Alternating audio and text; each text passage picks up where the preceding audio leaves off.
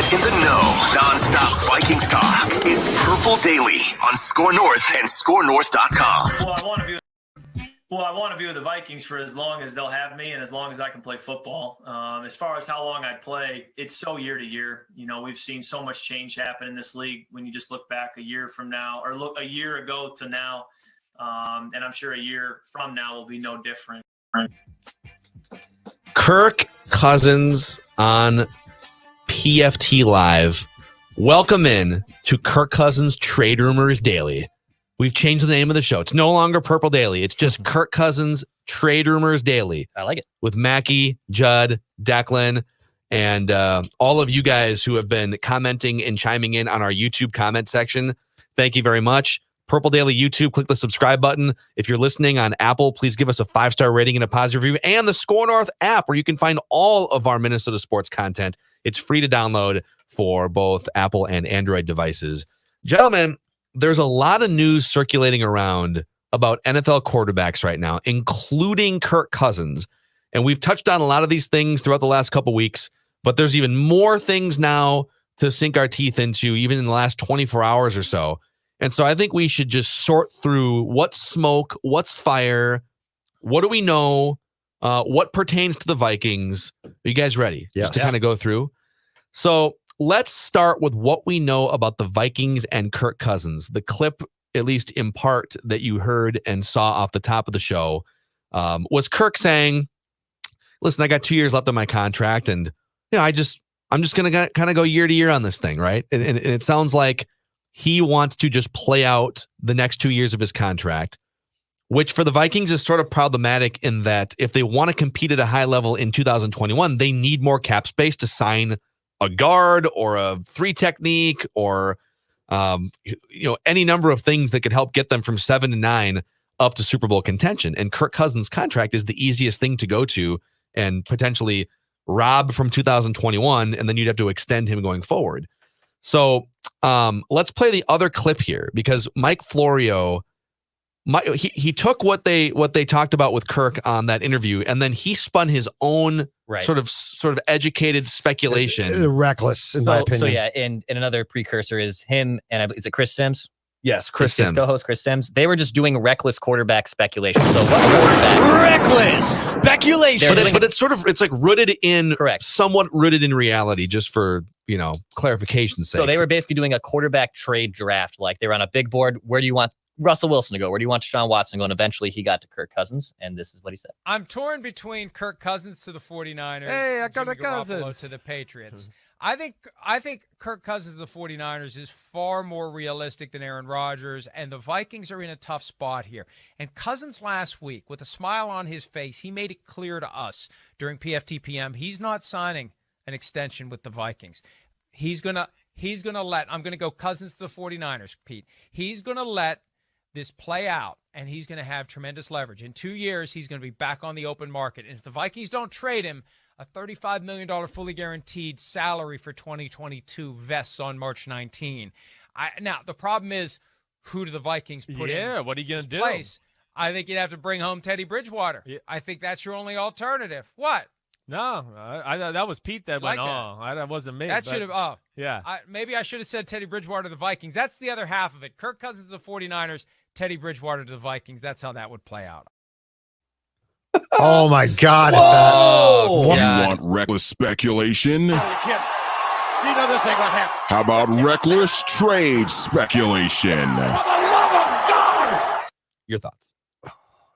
Just hold on a second. I have to collect. I have never given any of this any thought before. It's so reckless. It's so irresponsible. I can't believe anyone. How could they discuss this? Let's talk about the left guard some more. I mean, that's reality. Let's talk about something. They need that too, by the way. Let's talk about boring things, because that's way more fun. Let's talk about a little more restructuring. Anyway, so some guy hit me up on Twitter yesterday, and he goes, why don't you try being a real journalist for once and talk about something other than this quarterback speculation? No, this is super fun. Well, hold on a second. And it might actually happen. Let me give you to respond to that person. Okay. Let me give you a list of names currently being bandied about. So when you say, be a real journalist and dig into the third wide receivers, right? A current list that I came up with last night of quarterbacks being bandied about as potentially moving in this league.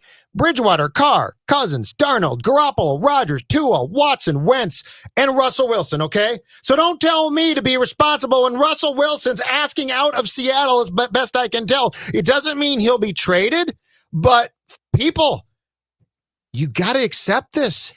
You ain't seen nothing like this before. And here's some more journalism, okay? Here's some more factual reporting. My big J, capital J journalism hat, okay?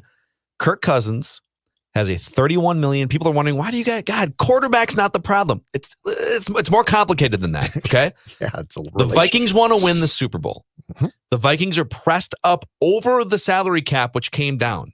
If they want to go to the Super Bowl and win it, they need to add more pieces than just Danielle Hunter and Michael Pierce. If you think the Vikings are Danielle Hunter, Michael Pierce, and a first-round pick away from winning a Super Bowl, then you are drinking more optimistic Kool-Aid than I am, and that's fine. But Kirk Cousins the next 2 years has cap hits of $31 million and a league-high $45 million.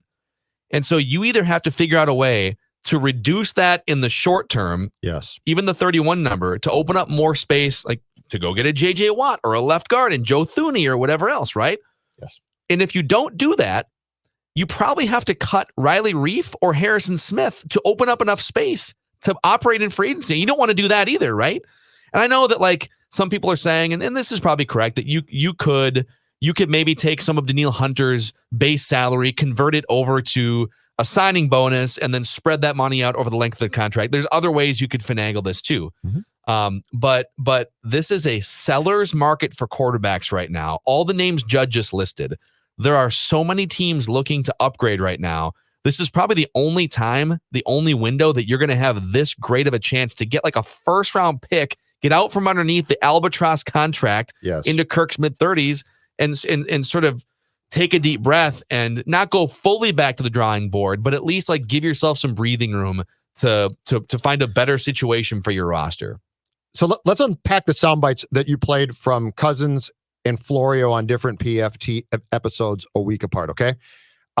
Cousins tends to talk in circles at times, so I'm not sure that Mike Florio's interpretation of what Kirk Cousins told them on the show the week before is accurate. Like Kirk just sort of talks.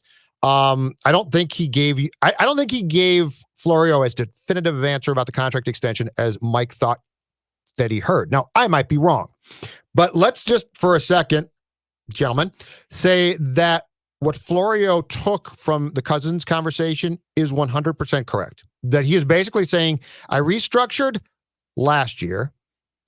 It's no surprise that since the day that Cousins signed with the Vikings after being franchised in back-to-back years by Washington, that Kirk Cousins has very much said, I'm going to make a killing at every turn. And you know what? Ultimately, good for you. Yeah. Good for you, man. You've gotten more guaranteed cash. I mean, you are paid like a top 5 QB fairly consistently, and you're not. But that's a win for Kirk Cousins and his family. But let's just say for a second that what Florio heard is absolutely correct. And Cousins is like, I'm done extending my contract. I'm done with contract renegotiations. My plan is to play this contract out and then get another one, which probably won't be here. Okay. So Phil, to backtrack to the point that you're talking about with caps, if that's his stance for 2021, it's a $31 million cap hit, which is very big, but I think is workable. But if he has told you flat out, if you come back to me in March of 2022 and say, let's restructure that last year, which by the way has, according to Over the Cap, 0 guaranteed salary, but is a cap hit of 45 mil. Okay.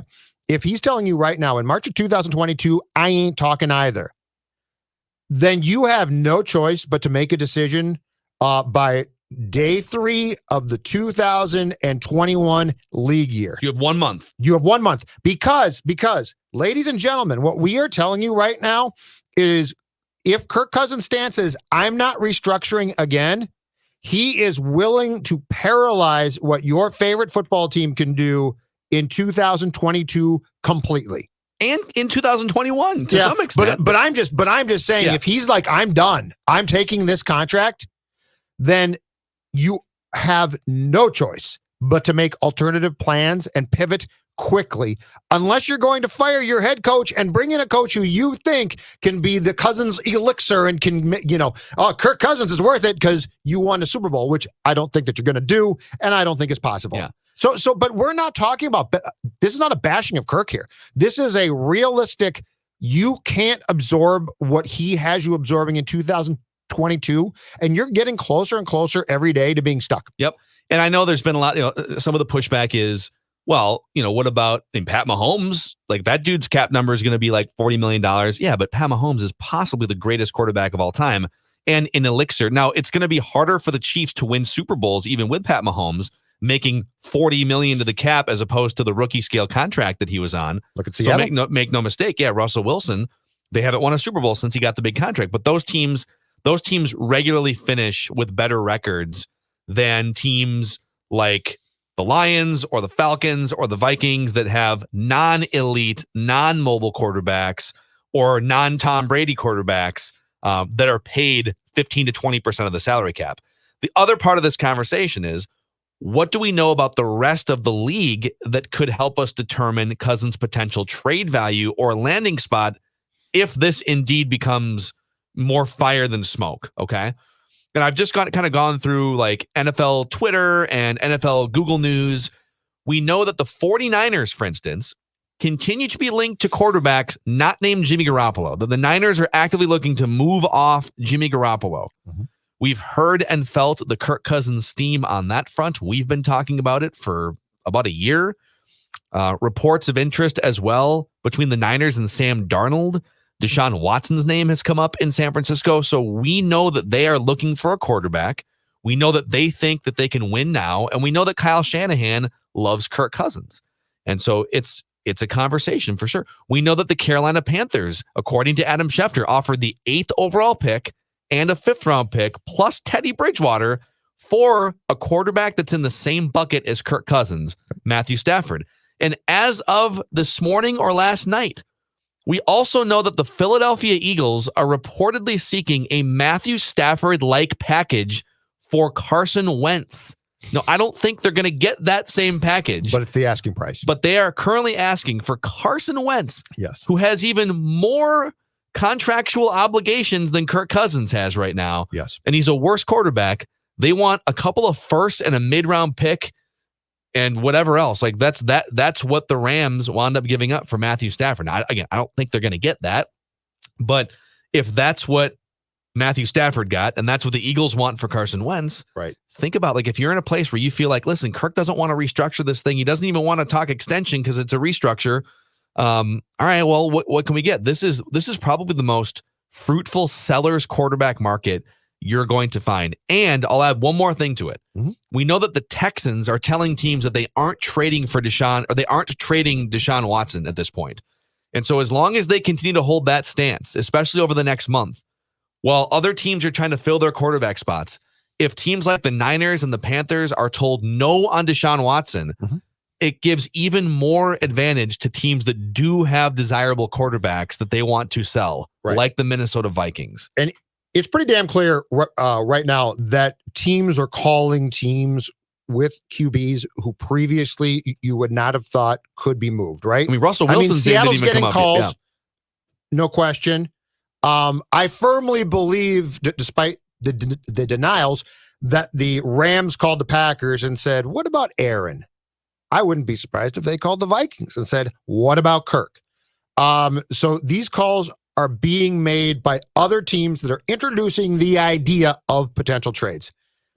I honestly think that if the Vikings have done their due diligence and had the conversation with Kirk's reps about an extension, and if Kirk and his agent basically said, no, thank you, that could be the best thing that could happen to this franchise too, because it's going to force them to move off a guy that financially is costing them a ton, and it's going to force them to make a move. And look, to your point, the market, I don't remember the market ever looking like this. The market right now is fruitful, man. People are listing homes that previously might not have sold, and people are flocking. Like Sundays, they're flocking to my house to walk through it, and I'm getting offers left and right. So I think if the Vikings play this right, and I hope for their sake that they do, there might be a really good chance here to make a move that a year ago they probably did not expect. But the Matthew Stafford trade to me, Phil, changed everything. Yeah. Like when you saw, and I know Goff got sent back, and I know that the Rams probably packaged an extra draft pick with Goff. I get that.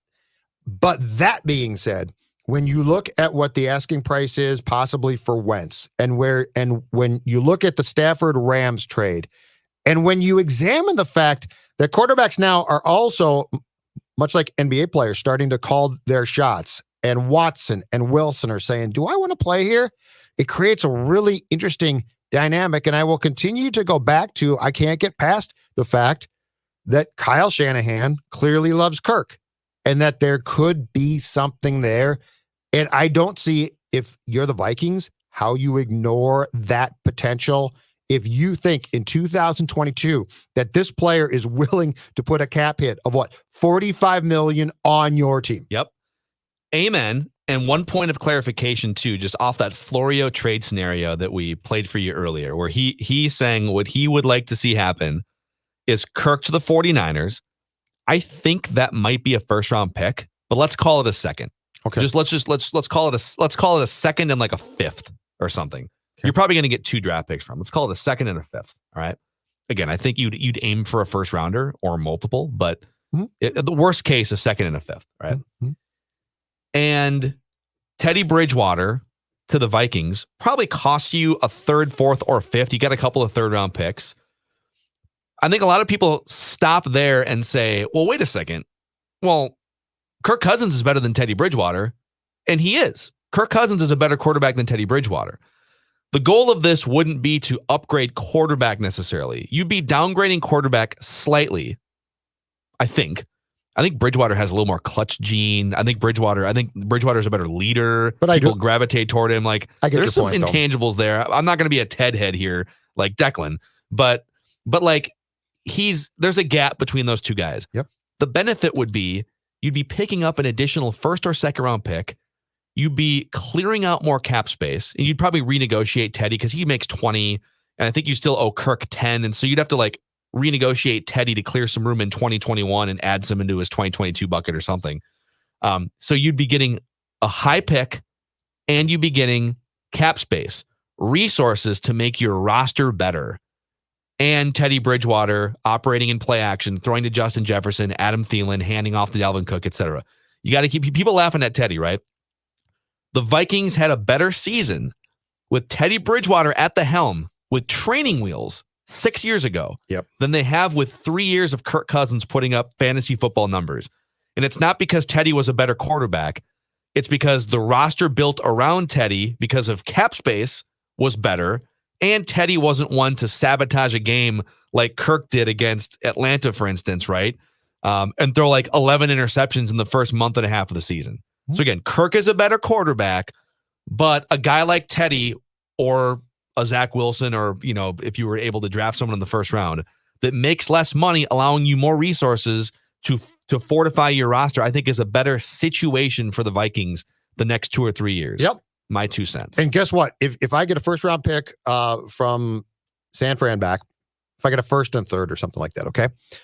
And I don't make a trade with the Panthers, I don't know who my QB the day I make the trade is going to be. I can address it. And that's why. And then you've got the great thing for 2022, the old quarterback flexibility that we like so much.